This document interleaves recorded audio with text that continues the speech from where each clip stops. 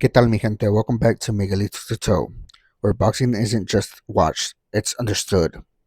Today we're talking about Matchroom, the greatest showman, the new Netflix documentary breaking down the rise of Eddie Hearn and Barry Hearn. But in 2026, where boxing is competing with influencer fights, Saudi mega events, and the streaming takeover, the real question is this a documentary about boxing or about branding? Let's get into it. Matchroom boxing helped shape the current boxing landscape, from Anthony Joshua Stadium fights to global deals with the Zone. They pushed boxing into the streaming age.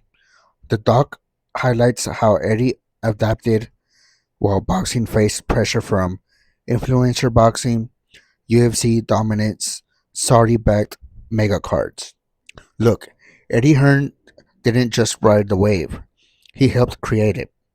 But in today's boxing world, it's not just about selling fights anymore. It's about controlling the narrative. And this documentary, it feels like part of that strategy. What fans will appreciate.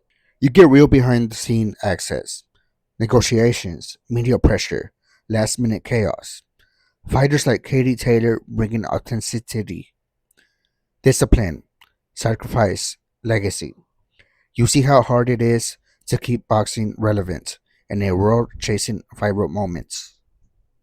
The best parts? Easy. The fighters. Katie Taylor reminds you what this sport is really about. No gimmicks, no shortcuts, just heart. Because at the end of the day, no promoter steps into that ring. What's missing in 2026 boxing? No real technical breakdowns, no talk of game plans, adjustments, or fight IQ. Fighters feel like supporting roles in Eddie's story.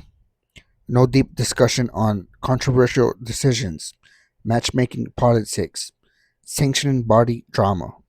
And that's where it all falls short for boxing heads. Because right now, boxing is at a crossroads. Big money is everywhere. So are bad decisions, questionable matchmaking, and politics. And instead of digging into that, the doc plays it safe. The bigger picture, this isn't just about Matchroom. It reflects where boxing is today. Promoters are brands, fighters are content, events are spectacles. Boxing used to be about legacy first. Now, it's legacy and leverage. And this documentary shows you exactly who's pulling the strings, even if it doesn't say it out loud. Final verdict: great for casual fans and newcomers. Solid intro to boxing business and the streaming era. But for hardcore fans, it leaves questions unanswered. Rating: 3.5 out of 5 stars.